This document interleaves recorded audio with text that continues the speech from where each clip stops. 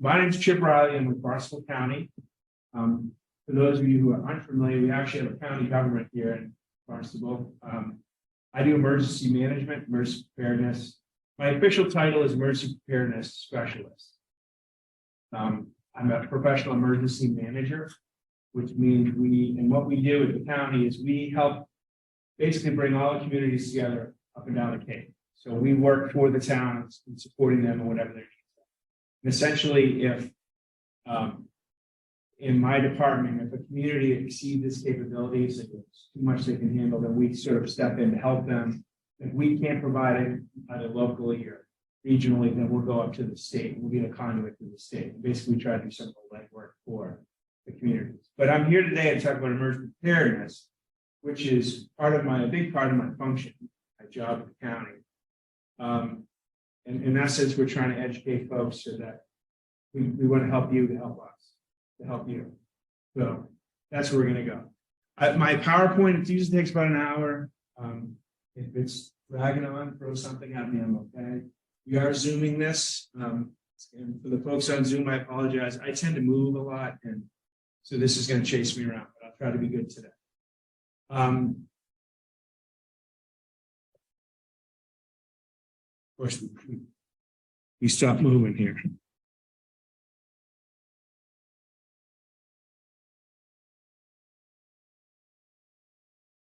There we go. So, and I'm under the Department of Health and the Environment. So the county has a whole bunch of departments, but we do emergency management under the Department of Health and the Environment, but it's sort of an offshoot. We do more than health and the environment in our division. So we're here to talk about emergency preparedness. I always like to start like, what is emergency preparedness? We hear it all the time. And the best definition that I could find is that it, for sort of what we're talking about today, it refers to the steps you can take to make sure that you're safe before, during, or after an emergency or natural disaster. We call it an event in emergency management. In emergency management, we talk all hazards or all hazards planning. So the things that we teach folks, like today, we're going to talk a lot about sort of personal preparedness, but it can apply to a snowstorm, a hurricane, a tornado, a heat wave, a man-made event, or disaster. So it applies across the spectrum. So we don't have a specific plan for a snowstorm or a hurricane or a tornado. They all sort of get developed. So that's what we're working through. And it's important to plan for emergencies for a variety of reasons. This is a little senior heavy because of the demographic we have here on the Cape. We have the oldest demographic in Massachusetts. We're one of our communities 10th in the country. So we know we have an older population, so we want to sort of try to work with them. For folks that have a disability, that could be any kind of disability, they have medical considerations. We like to make sure folks know that after an event or an issue or storm, systems you rely on might not function. We've all lived here in Cape Codder. We don't know what power outages are like here in the Cape. If we use last winter as an example, we were fortunate through the October storm and the winter storm of January, in that it was isolated pretty much to Cape Codder. So our power outages were relatively short-lived. Some people had a couple of days, but Eversource had a lot of resources here, and they were able to sort of crash everybody down here. They had 500 trucks came over the bridge one morning, so they could slam resources in here and work on restoration pretty quickly. If it's a more widespread event like the Christmas Eve storm, they expected it to be 3 states. We wouldn't have had those resources. So we want people to understand that, power systems. In Barnstable, we talk a lot about wells and the significance of having water. And I'll get into this as we get going on, because wells need power to operate. So if you lose your power, then you might have to.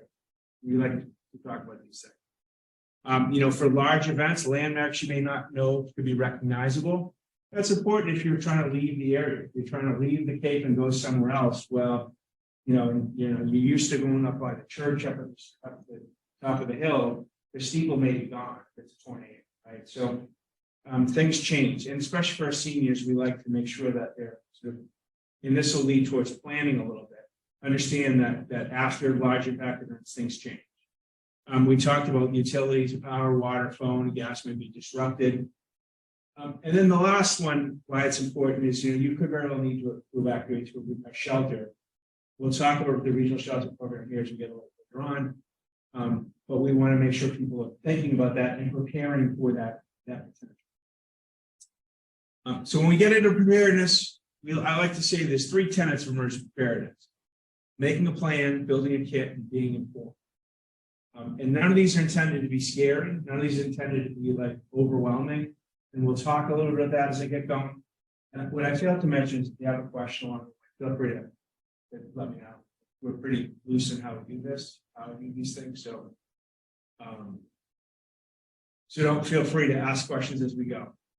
So the first tenet of emergency preparedness we say is build a kit. And there's a lot of great resources out there on the web. The ready.gov, for anybody who can go, has the capability to go online, it's a great resource. And everything I'm going to talk about, they have checklists, they have guides, they have videos on how to do these things, what to do.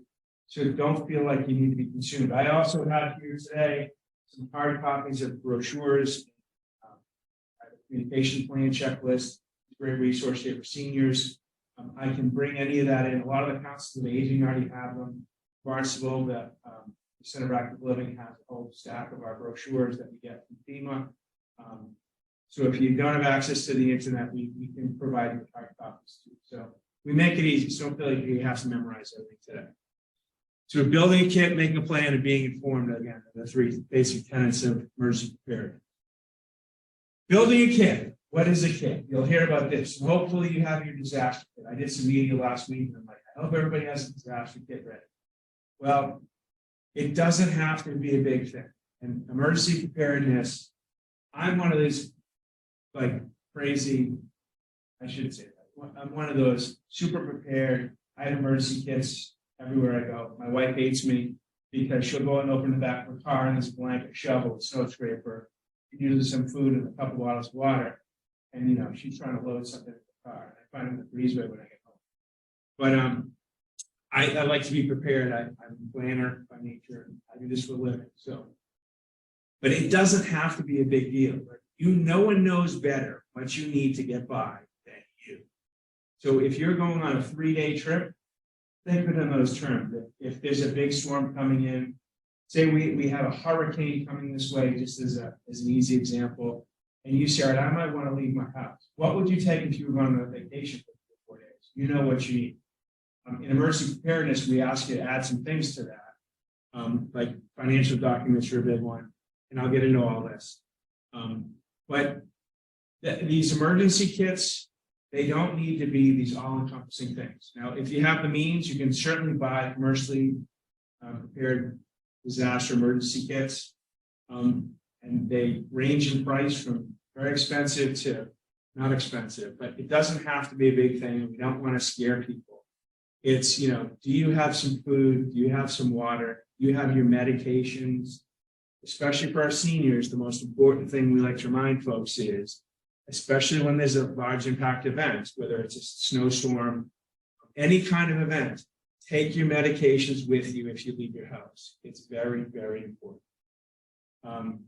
Superstorm Nemo really hit the Cape hard here. We power outages for a significant amount of time. Each where the regional shelters had between 100 and 300 people, and the most in the Dennis Yarmouth shelter, they had 7 people who were under the age of 9, and 100 and some odd above that were, and most of them forgot their medication. So we have systems to deal with that, but you'll hear me talk about medication here, I think 17 times in this presentation. You'll laugh at me by the end of it, but it's one of the things we like to take away. But don't make a big deal out of building a kit. There's checklists. You can go on ready.gov, again, it's a great site. The American Red Cross is great stuff. We'll have stuff here at the library that's available. And you make it your own. In my emergency kit, I have a couple extra pairs of glasses. If I lose my glasses, I have trouble seeing. I put playing cards for my kids so that in a couple of their old books, so they have something to do if we end up somewhere. And I thought it'd be great. So there's little things that go in there, but it doesn't have to be a super huge thing.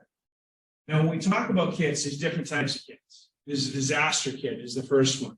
So we have a big impact event called a hurricane comes. What do you need to have in your house to be prepared to survive and get by? What's essential for you to survive in your house if you're home? And the standard is 72 hours. So what do you need to get by for 72 hours? So here on the Cape, we're always planning for little events, but we're also always planning for the big one. We're overdue for a major impact hurricane to hit the Cape. The mantra that we live by is that nobody's coming over the bridge to help us. That's if the bridges are open. And we say that just so that we're on the county level and the local level, we're prepared to sort of be self-sustaining for 72 hours. Till the federal government, the state government can mobilize, get stuff here, and we can get it distributed. So, but it doesn't have to be a big event. And you're going to find here that I jump around a little bit. Sorry for that. I tend to, if I don't stay on point, I tend to get caught in the weeds, so I'll try to do that. An evacuation shelter kit is another one. If you have to leave your house for a couple of days, you have to leave your house because you say you're out of power and you're a couple of days in, you want to go to a shelter where it's warm and to stay a couple of days. What would you take for an overnight trip? What are the things that you want to pack with that to make yourself comfortable in emergency shelter? And we'll talk a lot about sheltering as we get further on. A car kit. I mentioned my wife in her car. Every one of us here now, it's winter season, should have a car kit. You should have a blanket in the back of your car, or a small snow shovel, or a snow scraper. Now, a dear friend of mine used to live across the street from us, who's in her 90s. Mrs. Kay. I love her dearly. She's super friendly. My kids used to sort of help her out. They used to deliver her mail every day. She had a little bit of a hill. When we were talking about emergency preparedness with her, she said, you need to have a shovel in the back of the car. She goes, well, but I can't use a shovel. I'm like, you may not be able to use a shovel, but if you break down in front of my house, I'm going to send my boys out to help you. They can use your shovel.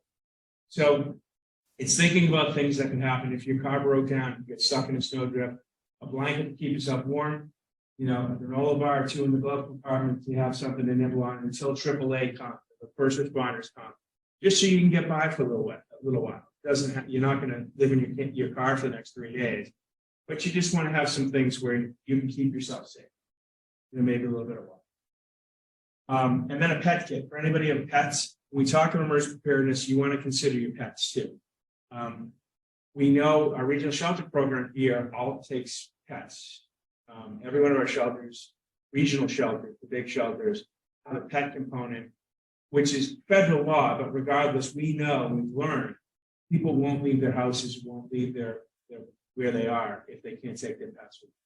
So you want to think about that as you think about disaster kits. And again, a Ziploc bag with some dog food in it if you have a dog, running your go kit in the front door goes a long way, just so you're thinking about that. This is always a big one, to buy or not to buy. Again, there's all kinds of commercially available disaster emergency kits, supply kits. You can spend a fortune if you wanted to. And for some people, they will, and that's easy. If not, we have dollar stores here. You need simple Band-Aids and simple stuff to go. You don't have to spend a lot of money. And more importantly is you may not even need to go to the store. I know that when I open up my linen closet upstairs, we've got a couple of tubs in there, and there's all kinds of bandages and stuff for first aid kits. My kids are Boy Scouts, so we made that a lot. But you can, when I say building a kit, it's more about getting your stuff together. If you were going on vacation, you'd spend a little bit of time ahead of time thinking it out.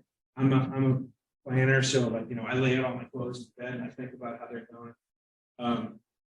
If that's what you're looking to do, but we don't want folks to wait until the time comes in the disaster situation to think about putting stuff together. So you want to just do a little bit ahead of time. And checklists will help with that a lot. Don't forget, you should say medications. Don't forget your medications. If you're leaving or if you're planning for any kind of emergency kit, you always want to bring your medication with you. It's very, very important. So just one step back on emergency kits. Again, it really helps to sort of think this through, and as part of making a plan, we'll talk about sort of how you do these, but again, it doesn't have to be this super complicated thing. There's some great resources out there. There's some great checklists. You know what you need. You take what you need, what's comfortable for you, what works for you. And that it goes a long way. You don't have to. When you look at these kits, these checklists that come out through the Red Cross, right up, we have some on our county website. They tend to be nationally based, so we don't need sunscreen here in the winter. But they're basing it on the larger demographic. So you'll know what best you need. It's just spending a little bit of time on a nice sunny day, thinking about it, making a list so it's not uncomfortable when the time comes. So I'm a planner. I love planning. It's far better to have a plan that never gets used than to face uncertainty during an emergency. So a big storm comes the day before, and we all have good days and bad days. Maybe it's a bad day. You don't want to be like, oh no, what am I forgetting? What am I getting here? You spend a little bit of time over the course of a couple of weeks, and you sit down and make a list, make a plan. It will help make it not so difficult when the time comes. You have to make a decision. So again, kind of like kits, we talked, there's different kinds of plans. So an evacuation plan. So say we have a big winter storm coming here. We want folks to start thinking about where else you could go if you can't stay in your house.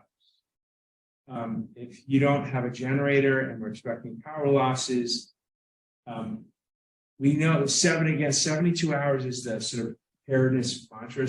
You want to be prepared to take care of yourself for 72 hours for 3 days.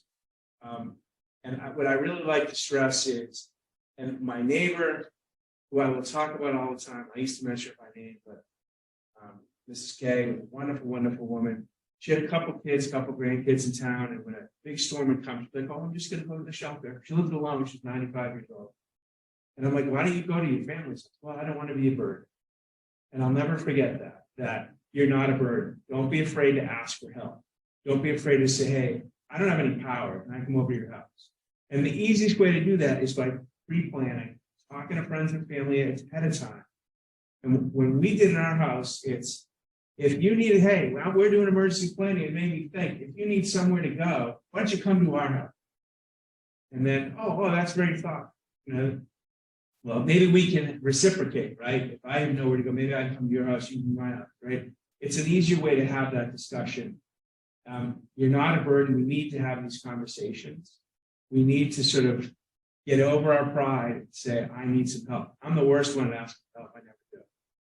I don't ask my wife for my toothbrush, but it's important to sort of talk to friends, talk to family. And if I had to leave, if we have a big storm coming, where could I go? If our regional shelters are emergency shelters of last resort. Talk about that a little bit later on. They are not comfortable. It is not as comfortable as this room. It's a high school gymnasium. They're big, they're lofty, and they're cold, they're uncomfortable. It's a cot that's 3 inches off the floor. So folks are much better off to find another place to go. So, and that we want everybody to be comfortable. You're not a burden, ask for help. Don't be afraid to ask for help. Hey, where can I go? So again, what do you want to bring with you? This is part of building a kit. If you're going for a 3-day kit, if you're going for a 3-day trip, we'll mention again, bring your medication with you. If you're evacuating your house to go somewhere else, if my plan is, if we were to have a large major impact event to hit Cape Cod, we had a Cat 3 hurricane coming at us, which seems unrealistic, right? Doesn't happen here. Well, anybody remember Hurricane Henri last Labor Day? The initial models had that coming right at us. It was 5 hours before it hit, or 12 hours before it hit, it took a hard left. For the second time ever, they implemented the Cape Cod emergency traffic plan, in which they anticipated the bridges to be closed because of that storm. And all of a sudden, it just took a weird left that everybody missed, but our meteorologist, Frank O'Laughlin, who works with us at the county, who's like, it's going to go left, it's going to go to Connecticut, and he called it as usually he does, right along the way. So, but there's a possibility of that. So we want to be prepared. We want to But for our plan in my house is we're going to go to my mother's house. She lives in Concord. And so my wife and kids will go there when I go to work, and then we don't have to work. So we've had that discussion. My mother knows she can come to us at any time if she needed to. That's just my sister. But again, it's just having these discussions and not being afraid to say, hey, we have a big storm coming. We're expecting to have power outages for 3 days. Can I come up and stay with you for the week? You guys can go on and watch your grandkids. So, don't be afraid to ask for that. It's important. And again, don't forget medication. If you evacuate your house for any reason, bring your medications with you. My good dear friend, Mrs. K, used to have a sign right on the door next to her breezeway that went out and said, pills. And I thought that was really, she was a little old school. She had a phone book, that contact information right in the refrigerator. She had her medical stuff in the refrigerator too. But she was very, very organized, very, very ready to go. So again, in planning, it's like disaster kits is a series of plans. And we talked about evacuation plan. There's a shelter plan. If you needed to go to a regional shelter, heading out the door, our shelters of last resort are disaster shelter. So what I always say is bring everything you need to make yourself comfortable. What would you bring with you for a 3-day trip? If you're driving there, there's no sense in bringing a pillow, a nice warm blanket. I do when I used to deploy to the shelters. I have a neck thing, I have a pillow, I love it. I bring it with me everywhere I go. On vacation, I bring my pillow. That's what we do the same thing in shelter. Bring whatever's comfortable. If you like Oreo cookies, you have Oreo cookies in your cupboard, bring with you. It's okay to bring your own snacks. It's okay to bring whatever makes you comfortable. You know that better. Let me see this break. Yeah. So this breaks down a little bit. So working on an evacuation and shelter plan. If you must leave your home, where will you go and how will you get there? Here on Cape Cod, as part of the Cape Cod Emergency Traffic Plan, we know that if the big one comes, evacuating Cape Cod is going to take a lot of time, right? You're not going to get in your car and drive off Cape Tuesday. We could have 500,000 people trying to do the same thing, and we can't get on and off the bridges on Saturday morning in August. Imagine if everybody was trying to leave at once. So you want to do some things as part of your plan, and that's know what route you're going to take. We always encourage people to go directly to the Mid-Cape Highway, get on the Mid-Cape Highway and go if you're leaving the Cape. Don't try to take secret back roads because the state police will work to sort of clear everybody off. The Cape Cod Traffic Plan closes the bridge at the Christmas tree shop. Doesn't let anybody get on because they know that's where a big part of the congestion lies. So there's a big plan for that. But we want you to go on a direct main road to the Mid-Cape, off the Mid-Cape, and straight off of Route 6. Or conversely, if you're going out through Fountain to 28. But we don't want you on back roads because that's where things can go bad. So, and it's always good to have a route. If you're a AAA member, they will make a trip pack for you. They'll give you maps. You want to pre-plan on how you will get off, what roads you will take, and make sure you're thinking these things through. If you're going to when I go to my mother's house, we have a map in each of our cars that literally has it labeled right out if we need it. We're all guilty of the electronic ways and electronic mapping, but things break. We always want to have a backup for that. You want to bring 3 days worth of belongings if you're evacuating, going to shelter. Again, we say medication. Don't forget your medications if you're going. And do you know where you're going? Have directions to where you're going. I've been here before, a month ago. We want to make sure, because and what's your evacuation, how you getting there? Again, we want you on major highways, major roads, so you're not mistakenly take a wrong turn and get lost. And the more of this you do, and you sit down and prepare for ahead of time, the less scary it's going to be. So we all get a little flustered when we're trying to get out the door sometimes. I see it myself trying to get my kids on the school bus. If you stop and take some time and work through these sort of issues, it will make it not as scary. It'll be easier to do. A medical plan is a big one. So if you have any special medical conditions, you want to have a medical plan. Your uncle who lived in Brewster, was a dialysis patient, taking dialysis treatments. And I use this example because it's always a good thing to have a conversation with your medical provider to say, okay, he was getting dialysis treatments at Cape Codder Healthcare in Hyannis. And, don't be afraid to say to your physicians, what happens if there's a big event on the Cape? You have reciprocal agreements with other hospitals. If I have to get my treatment and you're closed because of a hurricane hitting, where else can I go to get those treatments? What's your plan as my medical provider to make sure that I can get the medical services that you give it? They all have these agreements, so it's just worth having the discussion. It may be a trip to Boston. It most likely will be a trip to Boston. But you just want to know that again, so it's not so scary when the time. Do they have emergency plans back to bodies? Again, usually they do. They all have most of them have reciprocal agreements in Boston. Do you have a communication or other type of disability that requires support to talk with you? In the emergency management field, we talk about non-English speakers, making sure that we communicate effectively with them. If somebody has a hearing impairment or a speaking impairment, how do you work through that process? Having those discussions ahead of time helps, or those communications ahead of time helps to sort of make it less scary. And determining any special assistance that with our senior communities here in the Cape, a lot of our seniors have home health aides that come in and support them throughout the course of the day. If it's a big snowstorm, it's worth having a discussion with those home health aides. So what happens if there's a snowstorm? You still come and support them. And this is where family members really need to help engage. So if that support service is coming in for a couple of days because it's big events, who's helping to provide those support services? And making a list of your medications so you know what you're taking, where you're taking, in case it gets lost or you forget it or something, what you have, where you need. It's just a little bit of planning goes along. Communication is important, is another important one. Our older generation is wonderful. I'll never forget my grandmother had a book in her den with everybody's phone number. She had every kid's, every grandkids, with their name and phone number in it. Well, now we're all products of these stupid things. And, I can barely tell you my wife's phone number. Call this or call that. When you talk into her stupid phones now, but phones die, they break, you drop them, they crack in half, they don't work.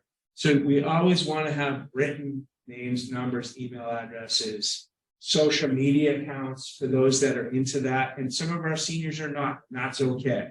But writing it down really helps. I have here some simple communication plans. They're simple cards. It's what's my wife's phone number and where's her office? My kid's phone numbers, my mother's phone number. Who's there in your support network in case you have to reach out to someone.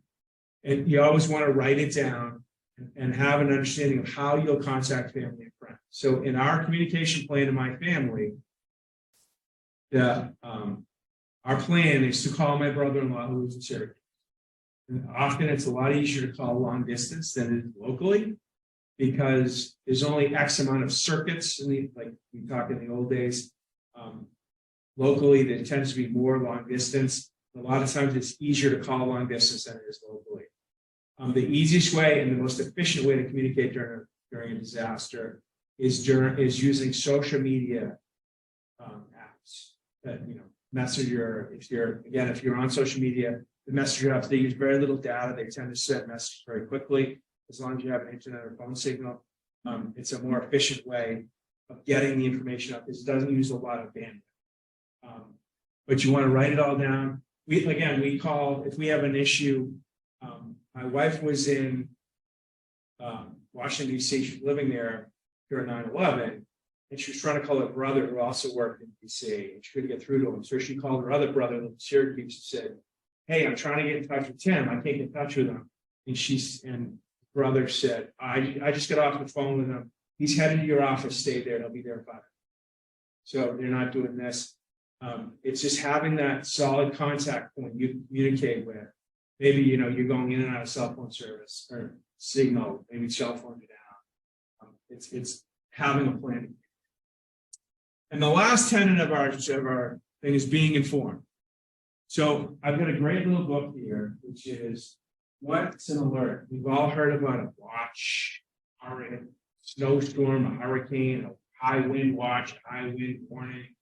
It's hard to keep track of them. I've got a great book here which sort of explains what they are. Again, there's a certain tsunami warnings written here. We're not worried about this here. That's for our West Coast friends. But understanding what alerts are and mean really helps. We want to, if we have access to the internet, we want to use the internet to gather information. We always warn folks to only rely on government websites when you're seeking information after a disaster.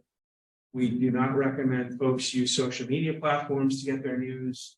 You can go to barnstablecounty.net. The town of Barnstable's got some great communications people. The Massachusetts Emergency Management Agency, FEMA, these trusted government websites, because when large impact events happen, the predators come up. And we really worry about this with our seniors. If you're unsure of something, hang up and call them back. Or, if somebody calls you and says, I'm here from somewhere, I'm calling from Barnstable Police to check on you and I'll give us your credit card number. Just say, hey, let me call you back. Hang up, dial 411 and say, connect with Barnstable Police Department, business number. Call them back and go directly back to that source, and you'll know you're in a trusted site. The predators come out. It's really sickening to me. When I was working in Sandwich, my office in the police department, I used to hear it every day. Folks that would come in and preyed upon by bad people. So we really want to make sure people are using trusted sites, through government website, that know whether radio is a good thing to have. We have a couple of some prank radios, but we just want to be able to get good, accurate information. Trusting local news. And when in doubt, there's 211 hotline is the Commonwealth's information line. It's also 511 line. 511 might be traffic, but 211 is if you need general information. It was pretty active. The state spins that up whenever they really need. It was used heavily during COVID for folks that didn't have COVID information. For big emergencies, it's a good information. That's a state asset, so it's a trusted safe. There's wireless emergency alert shows a big one. If you have a cell phone, let me back up and say a lot of the local communities have you can opt into their notification systems. Almost every town uses a different system. The one exception is a wireless emergency alert, which you can't opt out of a wireless emergency alert. There's a process to actually getting those out. But if you get a ding on your phone that says, Barnstable Police, and we want you to stay home for a while, those come through the state, and it's a pretty important thing. So there's different types of those. I think I love this one. We always want to keep in communication with your friends and family. If you are here and you do end up having to say go to a regional shelter because your power's out, you want to let your friends and family know what you're doing, where you're going, how you're doing it, and what keep in contact so you know what their plan is. So they don't try to get in touch, try to catch you, then they call the police. The police come and have to try to kick in the door, make sure you're not incapacitated. You want to keep everybody engaged so everybody knows what's going on. Now, sheltering, we have a regional shelter system here in Cape Cod. We have 6 regional shelters, plus 2 ancillary shelters, plus another one sometimes. So we could have a total of 9. So our big ones are Sandwich High School, Falmouth High School, Barnstable Intermediate School, not the high school, Dennis Yarmouth, Cape Tech, Harwich, and Nauset. It will be Nauset Elementary School for the next 2 years, which is because the high school is undergoing rehabilitation. We also have ancillary shelters in Provincetown, Warrendale, which we help support at the county level, equipment. And then one other shelter that we have is the shelter of last resort. If the Cape Cod traffic plan were implemented, they open a shelter at Joint Base Cape Cod for folks trying to get off the Cape. They're coming from down Cape, they get to the bridges closed. There's a plan to divert them into the base where they can stay for a short period of time until the bridge is reopened. Now, this all looks great here, but the reality is this is opening 6. We don't always open all 6 shelters. Very rarely we open all 8, and we've only opened all 9 sort of half a time. Last winter during Unri, they activated the joint base shelter, but it was 12 hours before they anticipated opening, and they shut it down. It never really opened. They were mobilizing. We have a massive volunteer shortage here on Cape. Our regional shelter program is volunteer-based. If it was a large, big impact event, then we have plans for national support. But for a snowstorm, in the old days, there were 32 shelters across the Cape. And I have to include the islands because Nantucket's part of our group. But there were 32 shelters, and the town realized 20 years ago that the Red Cross and the other volunteer agencies couldn't support them. They just didn't have. So we've gone to the 6 shelter system. But again, last winter we opened Nauset, Barnstable Intermediate, and Falmouth to give us good regional coverage. So the next one could be Sandwich, Barnstable, and DY, or Cape Tech. It depends on sort of where the impact is and how our people are falling into play. It could be Barnstable Intermediate. There was a discussion with the town manager from the Cape on the storm last week. I said, well, what if we have need shelter? And I said, well, it's the day before Christmas, and we have a volunteer-based system. So, we will certainly do what we need to do if the time comes, but we're not going to pre-open shelters in anticipation of a windstorm where it's 50 degrees outside. If we do need to open a shelter because we have a big impact, then we'll make it happen. If I have to come in and leave my family at Christmas and go, I'll do that. We have some good volunteers that will do that, but we don't, we're not going to do that unless we absolutely have to. We're not going to ask that of our volunteer base because we want to save them. So we have this big system. We like to show, what's a shelter really like. Shelters are not comfortable. We have a little video I'll try to show at the end here, which talks about the regional shelter program. But what we'd like to say is the regional shelters are lifeboats. They're not cruise ships. They are disaster shelters. It is a cot that's 3 inches off the ground. We'll give you an inflatable pillow and a wool blanket. We will barely feed you. We will feed you, but there's if there's a 3 feet of snow, we sometimes struggle to get things moving around. It's a cold, drafty gym, and we're there. I make this sound horrible, and I don't mean to, other than we really want to drive folks to ask for help from friends, family, neighbors, if you have that capability. Our disaster shelters, we have a clear understanding here in Cape that some people don't have anywhere else to go, and we want to make sure that we can deal with those folks and support those folks as necessary. But we really want everybody to try to find a better place. We think that a lot of folks have that option. Mrs. K, used to, I'm going to go to the shelter. Why don't you go to your grandson's house? He's got a big farm. Well, I don't want to ask. Well, we want you to ask if you can. These are some pictures of that. The one on the right with the cots is a little extreme, but that's more of a massive evacuation shelter. We spread people out as much as we can, but these are the styles of cots that we have. We use them a lot. I talked earlier about pets and shelters. All of our shelters take pets when they're activated. We want you to bring your animals with you. And with it, it's not a bring your dog in and sit it down with you at the cot. We have an animal component where you check in your animal, it's crated. So we ask people who have pets that might be vulnerable to work on crate training if you can. So your animal is a little bit comfortable in a crate. They're bigger crates, but your animal is going to go inside a crate in our shelter area. There'll be people that are watching oversee them. You're responsible as the pet owner to come and walk them and to make sure they're fed. Our shelter volunteers don't handle animals because we worry about them getting bitten. So we want to keep everybody safe, but we have a place for them to come. People always ask about service animals. Service animals are dogs and miniature horses. They make this up. Those are the only 2 things that classify as a service animal. Folks with a service animal know how to address that. We don't. A service animal goes wherever they're welcome everywhere that we operate. And if there's other folks with, say an allergy, we'll work around that in our shelter operations, which we do it all the time. Our pets, yes. Again, this is one we really try to push. Do you have a better place to go? Shelters are lifeboats, not cruise ships. We want folks to start talking to their friends, families, neighbors about what other options there are, because we honestly feel there's some better places for people to go.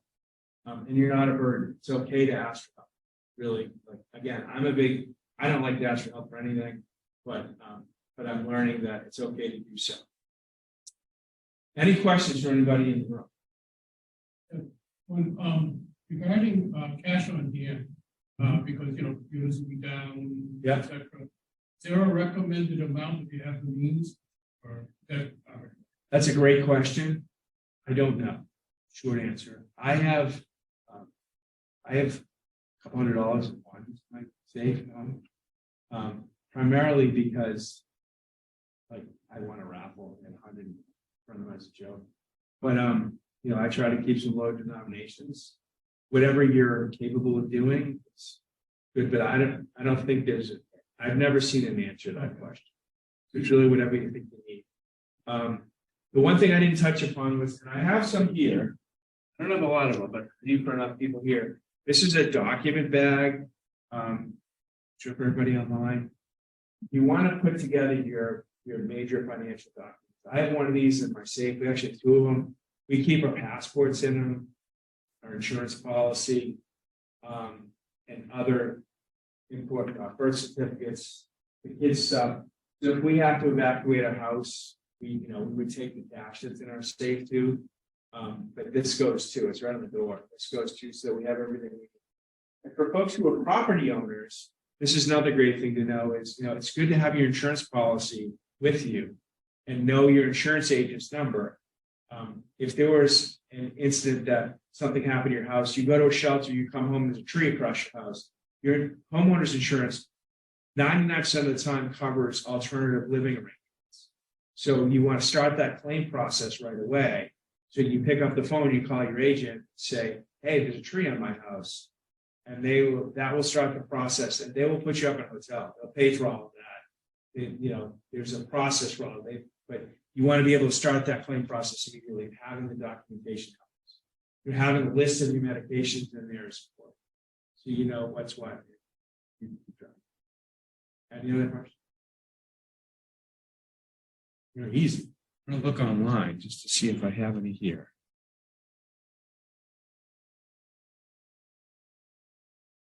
Oops. I'm in the chat and I have no questions.